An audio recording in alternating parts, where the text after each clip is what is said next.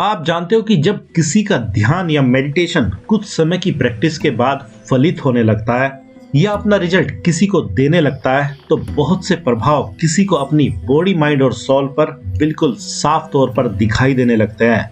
जिनमें से कुछ की पहचान आज जानेंगे। जिसमें से अगर पहली पहचान की बात करें तो जैसे ही किसी का ध्यान गहरा होने लगता है तो वह पूरी तरह से अपनी बॉडी के प्रति बहुत ही ज्यादा अवेयर भी होने लगता है और उसको पता चलने लगता है कि कब उसकी बॉडी किस चीज की डिमांड करती है और किन चीजों को बहुत ज्यादा पसंद करती है और किन चीजों को बहुत ज्यादा नापसंद करती है। जैसे अगर किसी तरह के फूड आदि की ही बात करें तो ध्यान से ही किसी को वैसी समझ मिलती है कि कौन सा फूड उसकी बॉडी को बहुत ज्यादा सूट करता है और फायदा पहुंचाता है और किस तरह का फूड बॉडी में प्रॉब्लम क्रिएट करता है।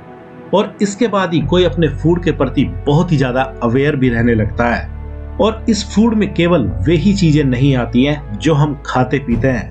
क्योंकि नई इंफॉर्मेशन या विचार भी हमारे लिए एक तरह का फूड ही होते हैं जो हमारे माइंड के लिए फूड का काम करते हैं, जिसके कारण ही कोई अपने द्वारा कंज्यूम किए जाने वाली इंफॉर्मेशन और विचारों के प्रति भी बहुत ज्यादा सतर्क होना शुरू हो जाता है,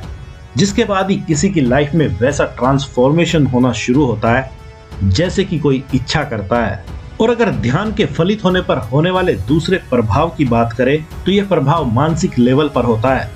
जिसके बाद किसी इंसान को बिल्कुल क्लियर पता चलने लगता है कि कौन सी बातें उसको नेगेटिव थिंकिंग की ओर ले जाती है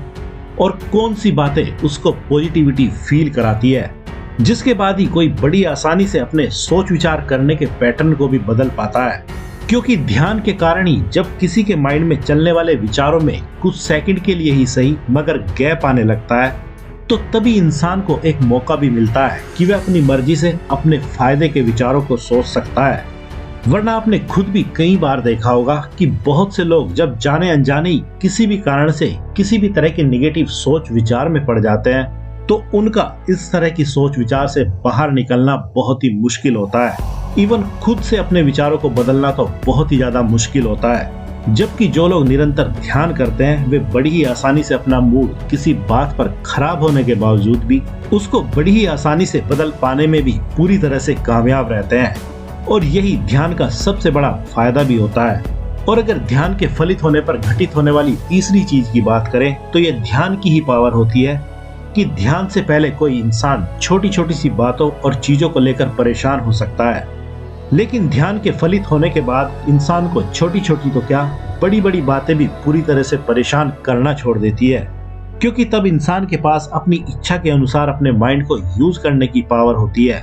और उसका फोकस हमेशा ही किसी प्रॉब्लम के बारे में सोचने और परेशान होने के बजाय उसके सॉल्यूशन पर फोकस होने लगता है। और जब किसी को अपनी प्रॉब्लम का सॉल्यूशन ही मिल जाता है तो उसको इस दुनिया की हर चीज परेशान करना छोड़ देती है जो पहले उसका सारा सुख चैन बड़ी ही आसानी से छीन लेती थी।